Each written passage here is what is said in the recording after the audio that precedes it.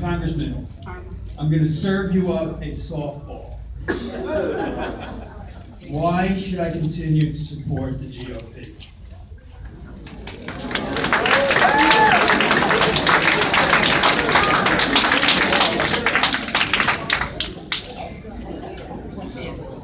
Well, there is a pretty huge difference of opinion in many areas between certain spectrums of the Democratic Party and certain spectrums of the Republican Party. There are areas in the middle for which there's less differences of opinion. I sat on the Education and Workforce Committee, and we debated a lot of bills, and the amendments that Democrats are putting up belie an appreciation for and desire for and understanding of free enterprise. We believe in individual empowerment, individual initiative, and free enterprise is a driver of our economy. And I think that's under attack.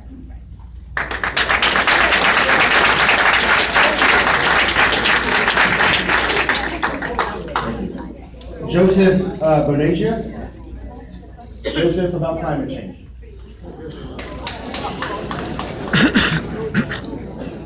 Congressman, thank you for your efforts regarding the Everglades restoration. You're working to fix a problem that should have been effectively addressed 30 years ago. But we cannot wait 30 years to address climate change. Even the U.S. military says it's real, it's a national security issue, and it's going to make things even harder for our servicemen and women. The current administration is going the wrong way. Here's the question. Do you dismiss the need to address climate change? If so, why? And if you don't dismiss it, then what and when are you going to start doing something?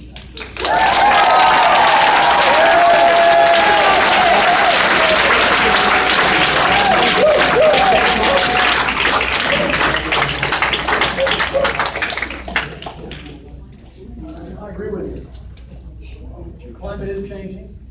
It's been changing forever.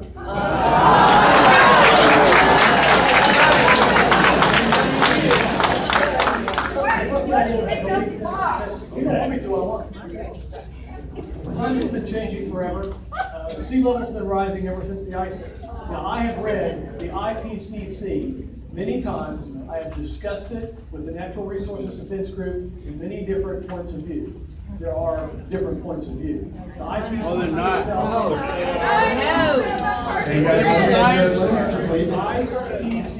itself talks about a lot of science, different rates of change. Some areas have changed at different rates of change than others. In science, even in the IPCC itself, it says we can't tell all of it. We don't know. We do know that man has had an impact. It'd be pretty hard to deny with the acidification in the ocean and the air that CO2 has had an impact.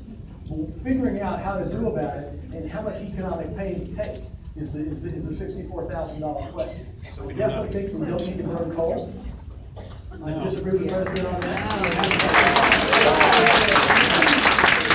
By the way, I don't take PAC money, and I don't take individual money for people that work for the NRA, sugar, coal, and farmers.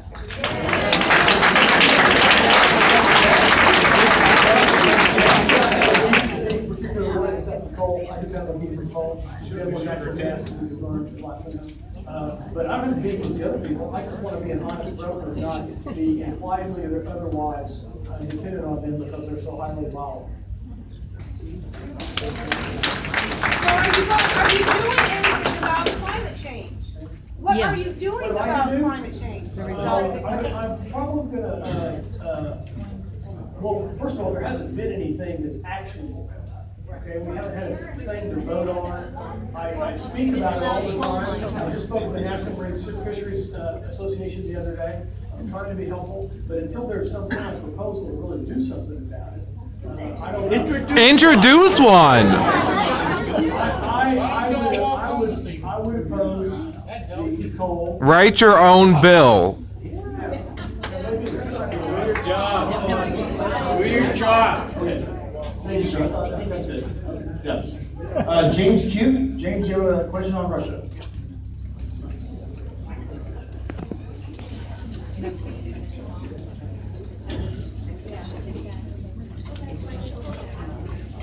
Hey, Congressman, thank you. I believe you were in support of upholding sanctions against Yes. Russia, and even voted and passed it, Yes. signed into law even, and from my understanding, the president's doing nothing about it, and I just wondered why you thought he's not doing anything about it, and what you guys are doing to hold him accountable.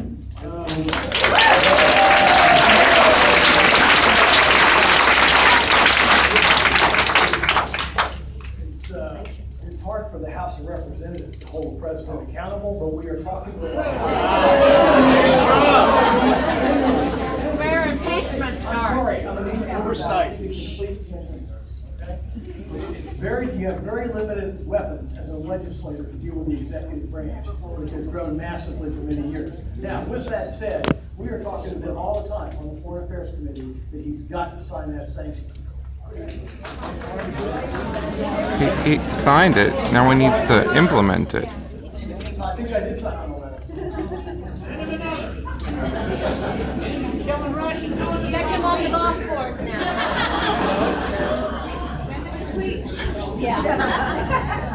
The climate thing, whatever time they're idea, it's not a bad idea, I don't know how to do it. I'm not on the Natural Resources Committee, and I've been kind of careful about mixing it up with the Natural Resources Committee, because I need them for the offshore ban.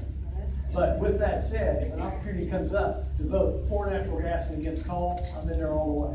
If an opportunity comes up to read research about why this is right, I'm in there all the way. All right, thank you. This question doesn't have a name. Will you support more funding to protect state voter systems and/or paper ballots? Is it too late to get a card? That's a little out of my area of expertise. I don't know whether there's statistics in paper ballots are going to get rid of or not. I know in Florida, we have a very good system as a result of 2000, I guess, where the electoral computers do not talk to the internet, so there can be no penetration of the computer via the internet. I know we've had some problems in Lee County with maybe the wrong technology, longer lines to vote. Hopefully, Tommy's gonna fix all that. We don't have that problem in Collier County. Jennifer Edwards runs a tight shop. Thank you. So, Congressman, I have 25 questions here. I've been holding on to them. Some part of them have been asked and answered, some have not. They all revolve around gun control and the recent tragedy in Broward County. Can you just kind of reiterate on your stance on gun control, school hardening, how to protect our schools and our students and our soft zones? Do you support the Second Amendment? And do you take money from the NRA? Not just school. I'd like to say this, I'm not the most articulate person in the law, I'll freely admit that. This is a very complex issue. It involves federal, state, and local levels of government and funding. But I'm for hardening up the schools. What about Pulse? I'm for doing it here. Let him answer, please. Again, you can ask a rebuttal. Second, I think we have got to get 9/11 style information sharing of people that are at risk and dangerous to society. So what happened at Parkland doesn't happen again, and that can be done, okay? Like I say, in New York and Connecticut, they've already made some strides in that respect concerning people that are on the extreme mental drugs, okay? We've got to do that. We've got to make sure we know when people are exhibiting enough signs that they are a danger, that you maybe either have a Baker Act hearing or at least interrupt any application process until you can figure out who they are and where they are, okay? The other thing we need to do is we need to look at the, it'll help a little bit maybe, look at the gun shop, or not gun shop, the gun show recall.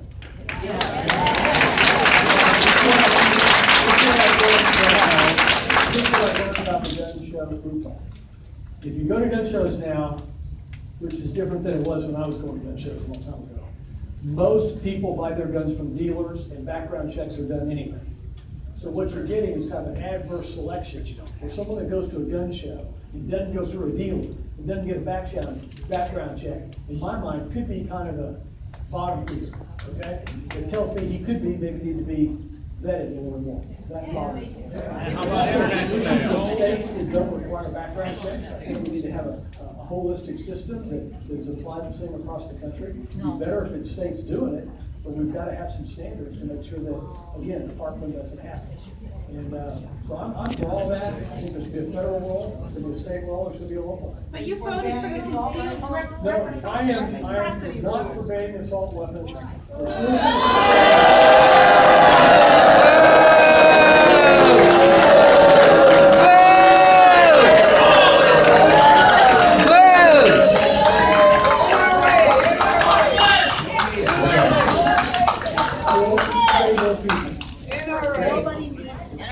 Yeah, let him tell you. What do you need an AR-15 for? What do you need an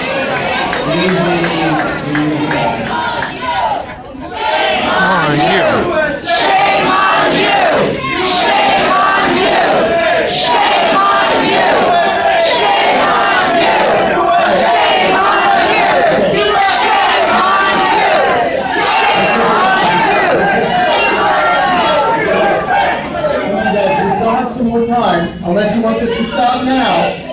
Come on, come on, come on.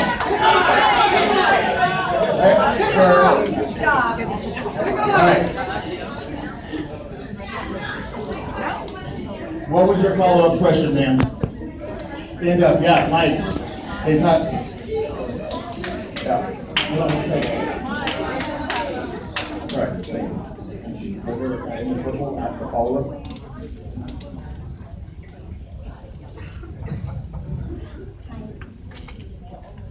Seeing that the AR-15 assault rifle was created with the sole purpose of being an offensive weapon of war, how do you justify the legality of any 18-year-old child being able to purchase such a weapon?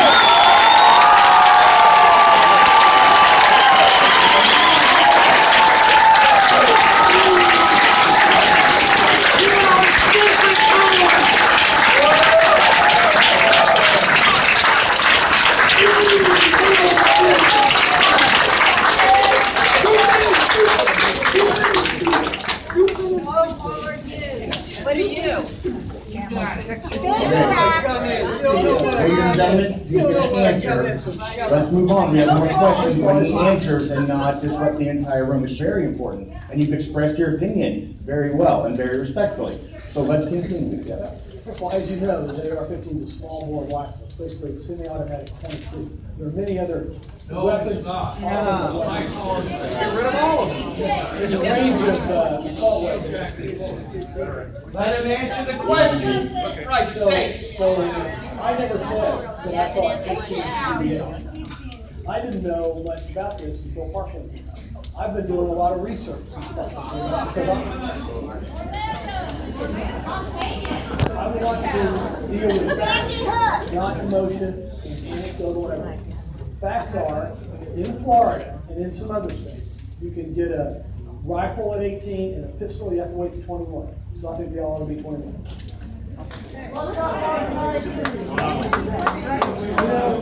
Why does everyone need an AR? Because it's called the Bill of Rights, not the Bill of Fees.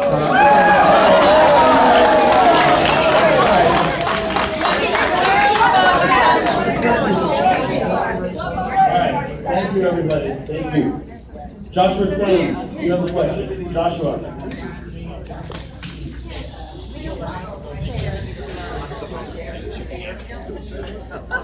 Military weapons.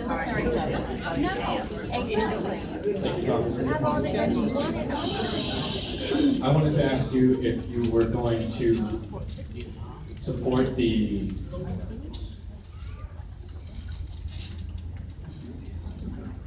Net neutrality?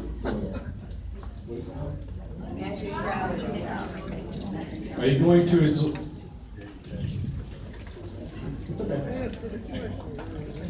Are you going to support Representative Doyle in helping to protect net neutrality?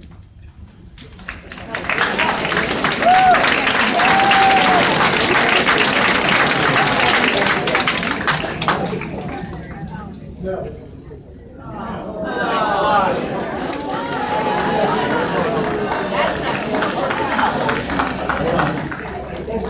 Been put in place to allow the free market to figure out. Anti-competition laws deal with excess. Thank you. Mrs. Lois Lemke. Mrs. Lemke, You here? Lois Limke?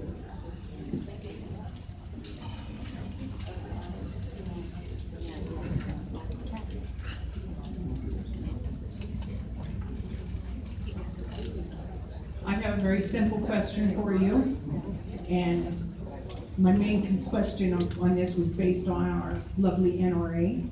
I want to know whether or not contributions from big corporations like that should have a limit to how much money can be spent. Yeah,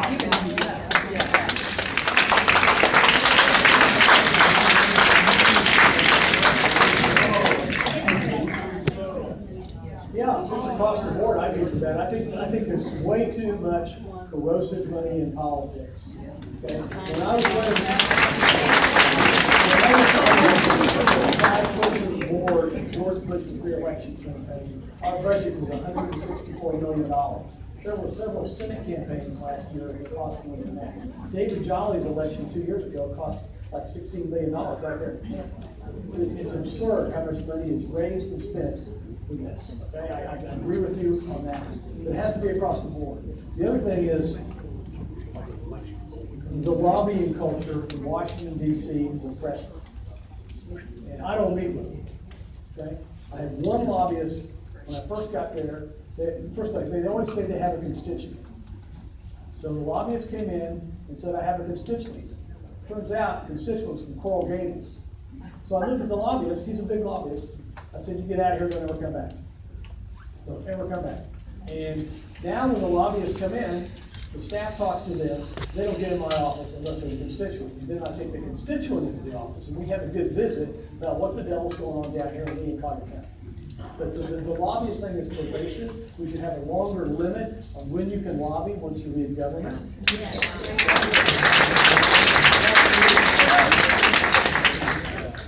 Last year, Pharma lobbied $278 million worth. Healthcare lobbied $277 million worth. Labor unions 46, and the NRA 5. What have you done? How about the oil? For every Coke there's a Soros. For every Corporation. there's a Tom Stayer for every one of our guys. There's just a lot of money out there flowing through the system. It'd be better if it was less on everyone. Yeah, like the Koch brothers. Thank you, sir. Devin Duncan? Devin Duncan. George Soros. George Soros. This back corner did really good tonight. I just want to thank you for taking our questions directly. Great. Appreciate it, honestly. My question is, with passing of the Tax Cuts and Jobs Bill, will you commit today to your constituents to release your tax returns to show who the bill truly benefits if it doesn't pass?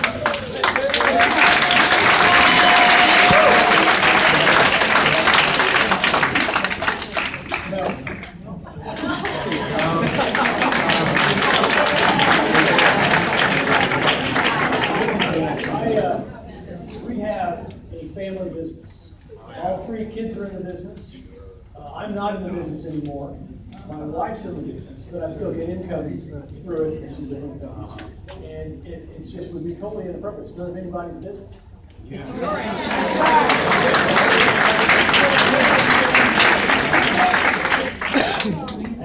Something to hide, you'll remember that. Barbara Funk? Mrs. Funk, are you here? Barbara? Barbara? Oh, my goodness.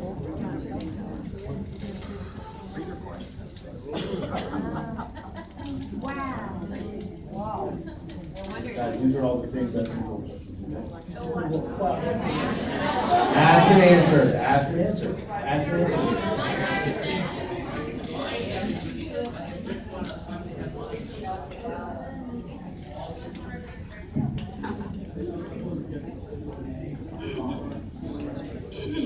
Maria O'Brien. Oh, these are. Maria O'Brien?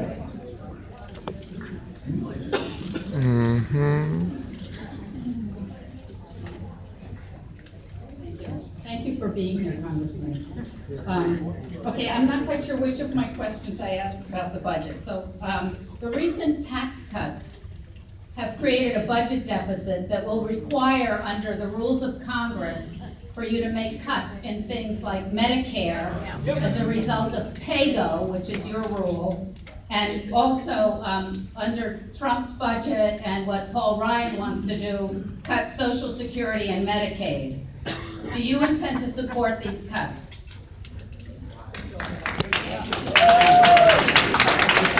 Too long to answer. I wish there was more meaningful and thoughtful analysis on how to get the out-of-control entitlement programs under control. So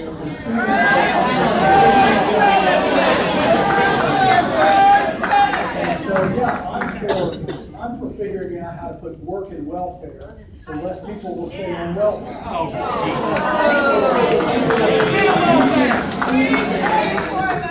Reducing food stamps back to where it was before Obama got here. It was 15 million people instead of 50. I'm for pulling back disability, which the Wall Street Journal calls the new welfare. The workplace has become increasingly safer since 1960, and disability payments have skyrocketed. I've got to figure that with a safer workplace, it doesn't correlate well with why disability is going up. So there's a lot of issues in your question. We're talking about Medicare.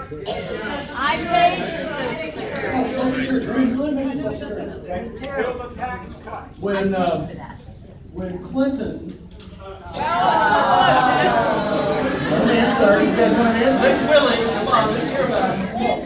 Before Clinton was impeached, there was a move on after they finished the work and welfare thing to reform Social Security and to develop an option for people to put in a 401k-like private segment of Social Security. They would have gotten a lot higher yields. They would have made more money. It hadn't been in place since 1994. Social Security in a lot better shape, and people would have a lot more money. George Bush came in his second term, his inaugural address said, I'm going to basically do what Bill Clinton tried to do and didn't do, okay? Bad idea. He couldn't get anywhere with it. Good. So I don't know where we go now, but it would have been helpful if we enacted reform earlier before so many baby boom people retire. Take the cap off. I've learned from the people that did the analysis of these plans, okay, that did all the work on them, and they're bipartisan, it's not partisan, okay? That changing the age of new entrants will not materially affect Social Security the way it would provide higher yield opportunities parallel with the existing Social Security system. Wow. There's nothing else, but no one will even talk about it. It's like it doesn't exist up there. I keep saying, why don't we go back to Bush's deal and Clinton's deal and talk about it again, and no one wants to talk about it. Trump says he doesn't want to talk about it either. He's an idiot. Maybe they can flip that on his next note card. I still think they're ever going to get it. So they look at it as some fraudulent. They don't need it. Okay. Meg Singer. The caps. Meg Singer. Meg. I will. I will. I will.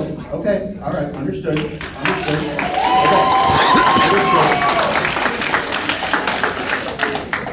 Congressman, thank you for coming. A Quinnipiac University poll published 2 days ago, or 3 days ago on February 21st, showed that 66% of Americans now support stricter gun laws, the highest number since 2008 and even higher than after the Sandy Hook killings of that school in Newtown. Would you change your position to align with the views of your constituency, most of whom want to have stricter gun laws?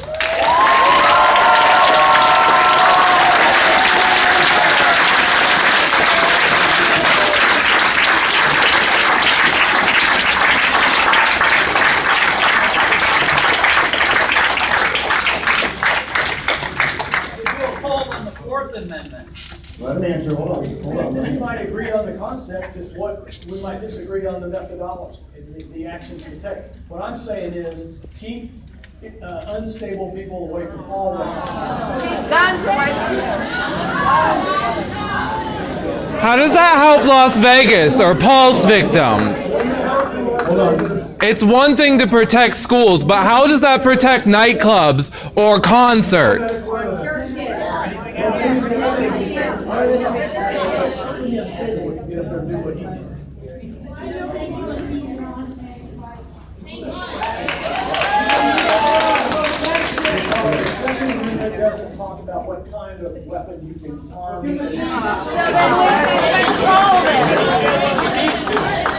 right, guys, all right. We're running out of time, all right, hold on, guys, respectfully, hold on. We have a question up here in the front row.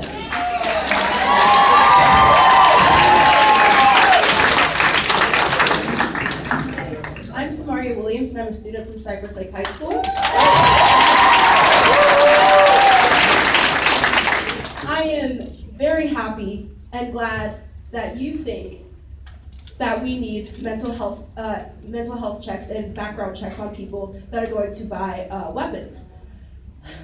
But the person who is responsible for those 17 lives that were lost was already putting up red flags. They have known from previous history that he was trouble. And how was he able to get his hands on not only just a weapon, but an actual assault rifle?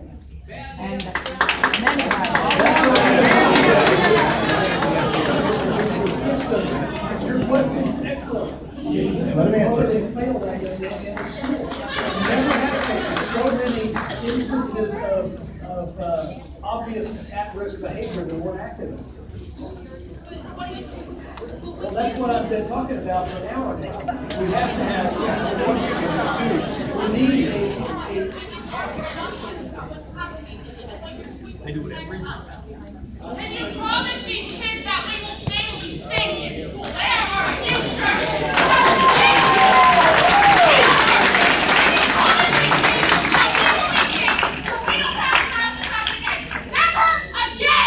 Never again.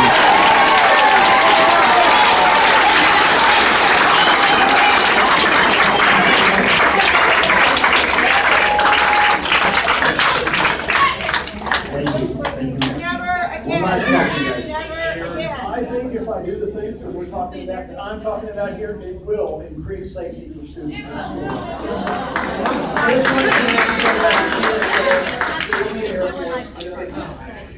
Can you promise that they'll be safe? Can you promise our future that they will be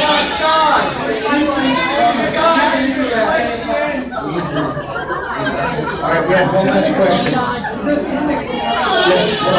Yes, hold on. Let him answer, let him answer. Hold on. I can't breathe in school, so I can't help you there. I want all these things.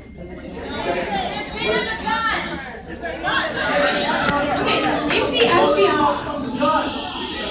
Hey guys, hold on. Anybody care about Yes, this? yes, I yes. just want to be emotional about the guns. They earned it. All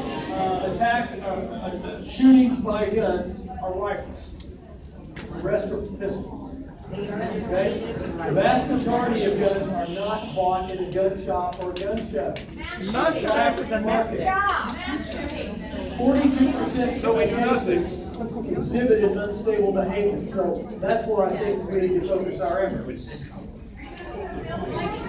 Yeah, there will be some bills. I'm 100% focused on this. 63% of incidents took place entirely in private homes, domestic violence. So we've got to have some perspective on this. But they can buy a gun.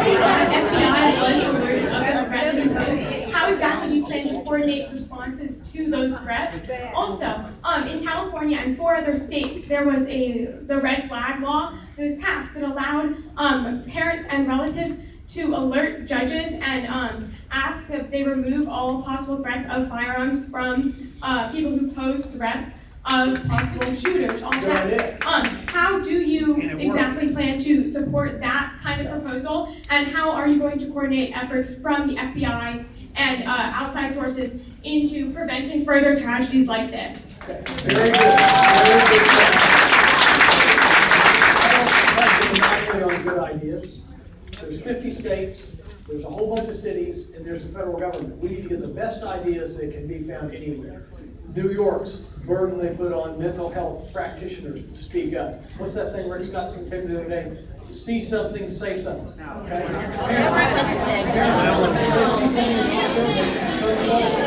Then you have to have the process to make sure that the coming forward is rewarded, that something gets done about it. Stop the unstable person from getting the gun. Information sharing can be fixed. It was fixed after 9/11. We haven't had any more plane incidents. And in my line of work, I know the classified plane incidents that have been avoided. Okay? Now, the FBI is inexcusable. I think that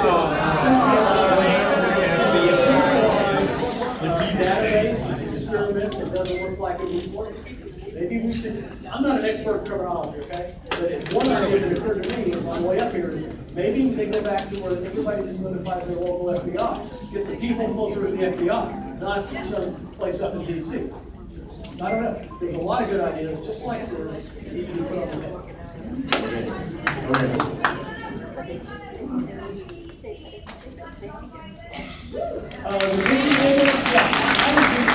I think everybody is questioning the Dickey Amendment right now. Even Bob Goodland, who's a very conservative chairman of the House Judiciary Committee, is going to get reevaluated. It was an overstretch. The guy that wrote it said he resented, felt badly about doing it. And I think you're going to see the CPC have the funds. What we've got to do, though, is have empirical research, not politics or anecdotal things. NRA, stop the research.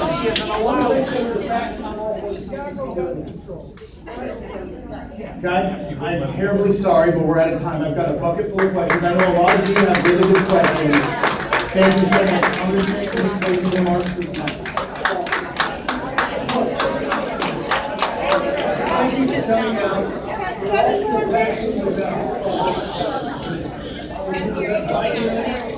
Candy.